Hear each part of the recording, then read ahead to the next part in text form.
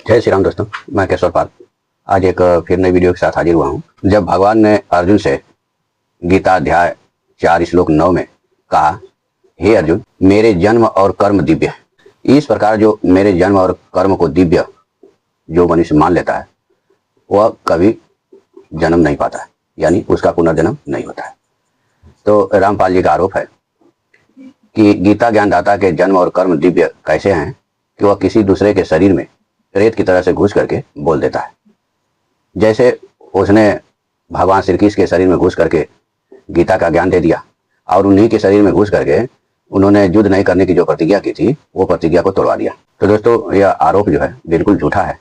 और आइए हम देखते हैं भगवान ने इस श्लोक में ऐसा क्यों कहा, ठीक है, और भगवान के जन्म और कर्म दिव्य कैसे है। यह रामपाल जी की पुस्तक है गहरी नजर गीता में, अनुवाद करता संत रामपाल दास महाराज कविपंथी।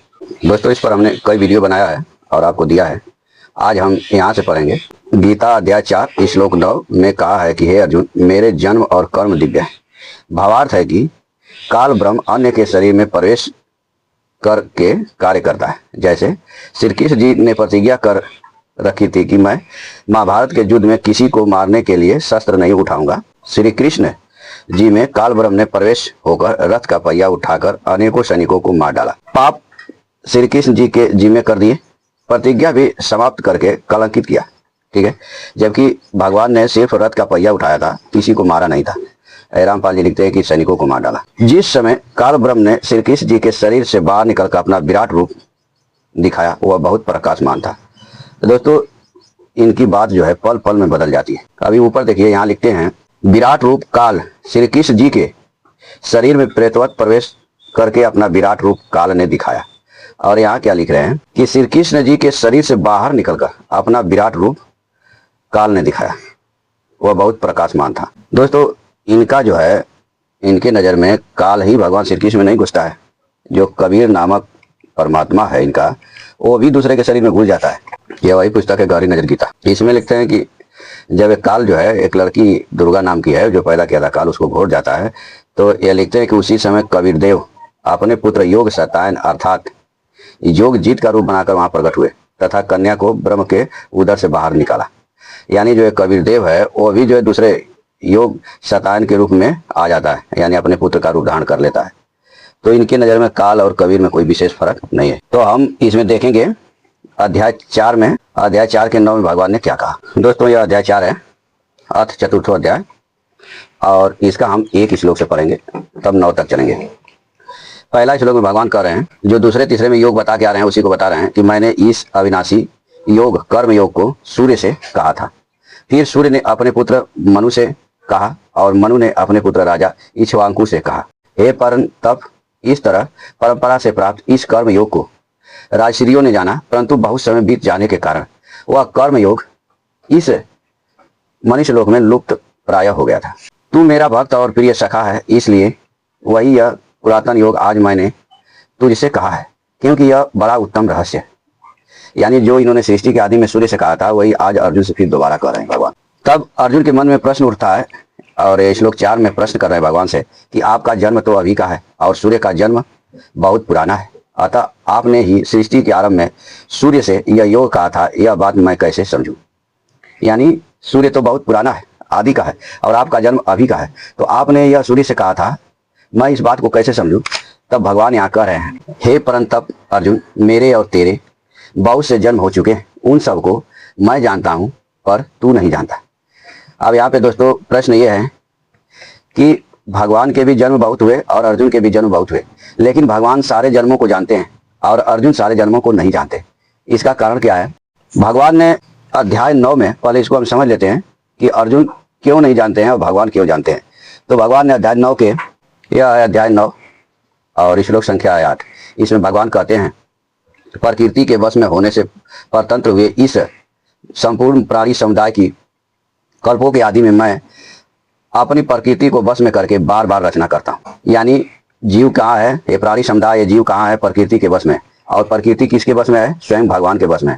भगवान स्वयं अपनी प्रकृति को वश में करके बार बार रचना करते हैं। यानी जीव की रचना प्रकृति की वजह से हो रही है। जीव प्रकृति के वश में और प्रकृति भगवान के वश में है, ठीक है। तो जीव का जन्म कैसे हो रहा है? प्रकृति के वश में हो रहा है, और भगवान यहाँ पे कह रहे हैं, भगवान ने अगले श्लोक में कहा, यह 4 का 6 है, इसमें कहते हैं कि मैं अजन्मा और अविनाशी स्वरूप होते हुए भी, संपूर्ण प्राणियों का ईश्वर होते हुए भी अपनी प्रकृति को अधीन करके अपनी योग माया से प्रकट होता हूँ। यानी भगवान का जन्म कैसे हो रहा है? प्रकृति को अधीन करके। और अर्जुन का जन्म कैसे हुआ, इस बात को बताने के लिए भगवान ने 9 के 8वें श्लोक में बोला। यह अध्याय 9 है, श्रीमद् भागवत गीता, श्लोक संख्या 8। भगवान इसमें कह रहे हैं, प्रकृति के वश में होने से परतंत्र हुए इस संपूर्ण प्राणी समुदाय की कल्पों के आदि में मैं अपनी प्रकृति को वश में करके बार बार रचना करता हूँ। भगवान रचना कैसे करते हैं? प्रकृति को वश में करके। और जीव कहाँ है? प्रकृति के वश में। यानी एक उदाहरण ले लीजिए, जैसे कुआं है, कुएं में जीव है और कुआं से बाहर भगवान है। कुआं प्रकृति को समझ लीजिए कि प्रकृति कुआं है, इस कुएं में जीव है और इस कुएं से बाहर भगवान है। भगवान प्रकृति रूपी कुएं को बस में किए हुए। आगे 9वां में कहते हैं, हे धनंजय, उन सृष्टि रचना आदि कर्मों में आसक्त, अनासक्त और उदासीन की तरह रहते हुए मुझे वे कर्म नहीं बांधते। ठीक है, लेकिन जीव जो भी कर्म करता है वह अपना मान लेता है कि मैंने यह किया है, इसलिए वह उस कर्म में बंध जाता है। और भगवान कैसे हैं कि वह प्रकृति को बस में करके जीव की रचना तो कर रहे हैं, लेकिन उदासीन है, वह अपना नहीं मानते, इसलिए वे कर्म में नहीं बनते हैं।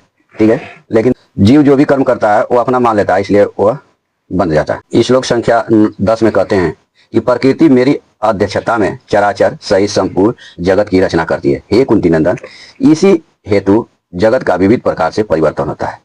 यानी प्रकृति चराचर सहित संपूर्ण जगत की रचना कैसे करती है? भगवान के अध्यक्षता में। भगवान प्रकृति के अध्यक्ष होते हैं और वह चराचर सहित संपूर्ण जगत की रचना करती है।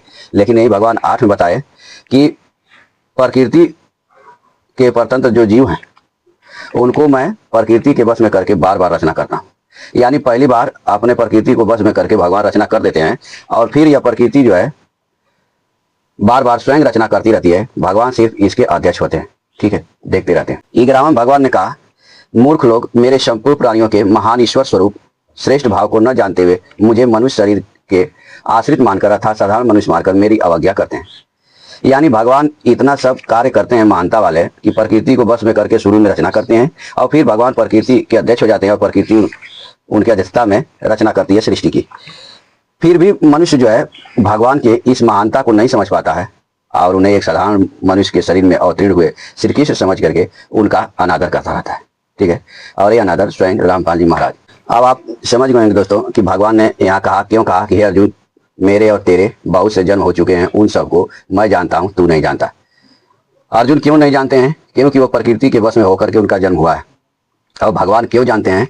क्योंकि भगवान ने यहाँ बताया कि मैं अजन्मा और अविनाशी स्वरूप होते हुए भी, संपूर्ण प्राणियों का ईश्वर होते हुए भी अपनी प्रकृति को अधीन करके अपनी योग माया से प्रकट होता हूँ।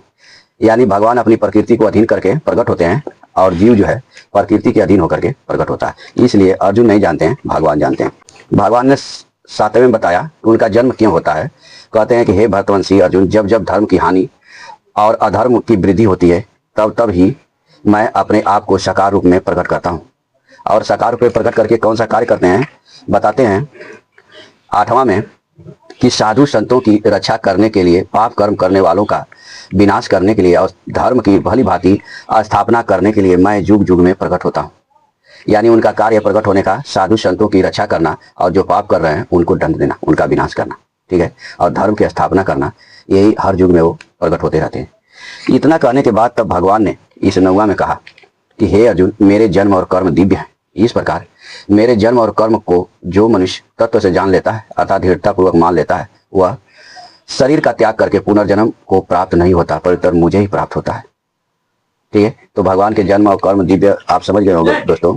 भगवान के जन्म और कर्म दिव्य हैं, इसको आप भली बात आप समझ गए होंगे, क्योंकि भगवान ने बता दिया कि मैं अपने प्रकृति को अधीन करके प्रकट होता हूँ और जीव जो है 9वां के 8वां बताया कि वो प्रकृति के अधीन होकर के प्रकट होता है।